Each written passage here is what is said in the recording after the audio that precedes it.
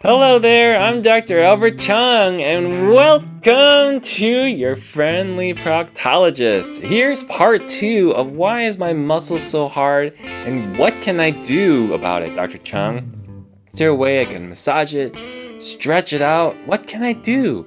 And so I've got my handy little list here of things that I go through with my patients. Here we go. All right. I'm going to talk first about things you can do on your own because there are some other things that I do that I actually prescribe medications, okay? I find that that is very helpful in conjunction with everything.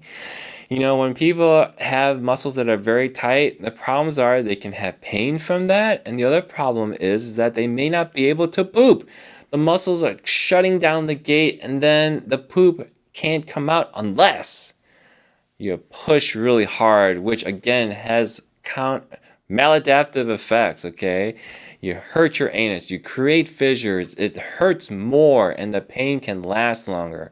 Not good. Anyway, I'll get to that in a second. But first thing are Kegel exercises, okay? Now you may say, Dr. Chung, it's already contracted. I don't need it to be stronger. Okay, point taken. But I encourage these not because of the strengthening part, but because we want to concentrate on the relaxation phase. The other thing too is physical therapy or working out your muscles, repairing through exercise is very helpful to strengthen these muscles. A lot of times these muscles that are contracted for so long and so tight, they're actually injured, okay? So Kegel exercise, how do I recommend it? In essence, start by contracting your anus as if you're trying to hold in a bowel movement. So you're contracting the center of your bottom end. Don't contract your butt muscles. If you can feel your butt muscles and you feel like they're hard, you're not isolating the right muscle group. So take some practice there. Then keep that contraction going up and up and up, and you'll see that it comes to a plateau, a peak. Hold it for about 1 to 2 seconds, and as that goes up, you'll start to feel other muscles, like other sensation, other twinges. It may go forwards towards your urinary system, it may go sides or even towards the rear end side. And that's where you know that you're targeting the pelvic floor at that point as it's going upwards. Then relax, but relax slowly and really think and really feel those muscles starting to lessen up. Because when you can pay attention to that, when you start understanding even deeper levels of relaxation, this is the move you want to duplicate when you get on the toilet. Because then you can consciously relax where otherwise you would normally have been contracting. So many things, so many benefits. Learning how to relax, strengthening the muscles, repairing muscles, using it for bowel movements. Oh, Kegels are great stuff, okay? Look on YouTube, there's so many ways to do it, but you see how there's so many birds we're killing with one exercise, okay? Sitz baths are great. And again, I have lots of videos on sitz bath, but the point here, relaxation, not cleanliness. You can do sitz baths and heal your anus and your pelvic floor muscles being hard, by rubbing your butt in the sand and dirt all day long. It's about relaxation. Find a water temperature that you feel comfortable so that you can sit, do some R&R. Okay. Next, breathing exercises. Okay, I've got a great video on how to breathe deeply. Really breathing in so your chest fills, your belly fills. Your belly starts to blow because your lungs are filling even deeper. And then the next phase is your pelvis muscles starting to bloat out and relax.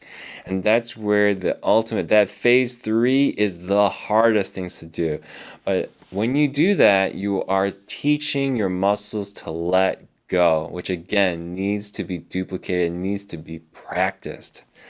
What's the next thing to try? Well, a combination of the 3 or all of the above. So you can do Kegels with breathing exercises. You can do sitz baths with Kegels and breathing exercises. You get the drift, right? Another thing here is the bathroom psychologically here is a very negative place, especially if you have pain or you're having issues pooping. And so when you get this thing to go poop, you're like, oh, crap. I gotta go through that again. I hate doing this every day or every other day, whatever your routine is. And I encourage you to put pictures of your family if they relax you. Light a candle, play music, find things that relax you. Turn on the faucet. So whatever that brings on that action of relaxation so that you can get things done easier, okay? How about a heating pad?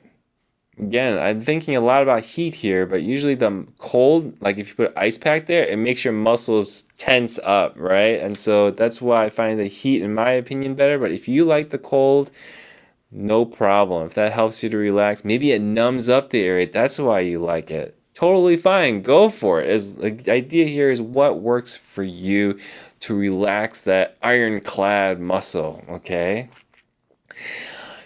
This person always asks, what about using your finger to dilate your muscles? And I say this is something I do recommend to some of my patients, but you should do this under the guidance of a physician. Why?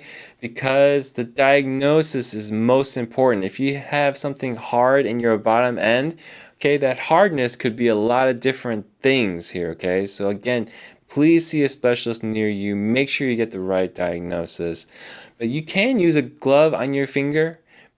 Make sure you cut your nails. Use plenty of lubrication and slowly introduce your smallest finger inside your bottom end. Your anus is only about 3 to 5 centimeters long, and there's no need to go higher than that. But as you enter in your finger, you can pull, you can massage those muscles, like kind of go back and forth in 360-degree motions. And you may find that with time, these muscles will be stretched out and they can relax, okay? So this can be a great therapy. Even physical therapists, pelvic floor physical therapists, do this exercise with you so that you can get some benefit from relaxing these hard muscles that are tensed up all the time, okay?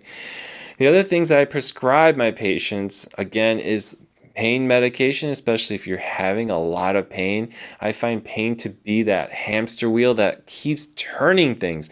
If your pain is so high, it's very difficult to think about relaxing, think about or getting motivated to do these exercises or even take a bath because your pain is so bad. And what does pain make you do? Squeeze even harder.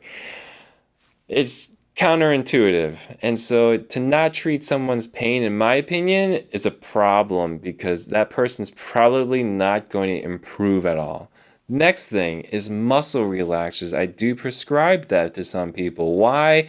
Again, because you're not able to consciously control these muscles, and it's not like you're contracting these muscles because you feel like it or want to. So you need a medication sometimes to pharmacologically force relaxation of the muscle and therefore decrease the pain or decrease that tension that's in your bottom end. I even recommend some people even do therapy depending on what the issues are, whether it's stemming from an emotional thing, maybe it's stemming from something deep in their past, a very traumatic event that happened in their life. Everybody's so different, and I'm telling you, like having the time to speak to people, there are tears. I've said it in the part 1, there are tears that come out during my office visits many times. But again, I'll tell you that the final point, this problem takes a long time to fix, okay?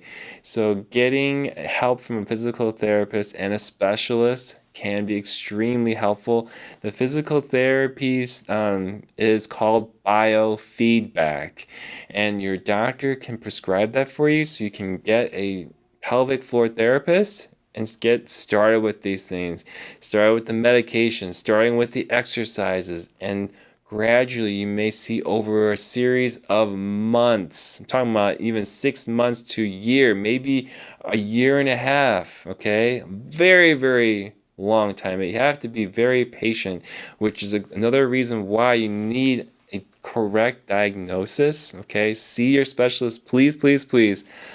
But once you start seeing these dramatic changes and the pain gets better because it's the right answer, you can get your life back, you can get better, and you can heal again.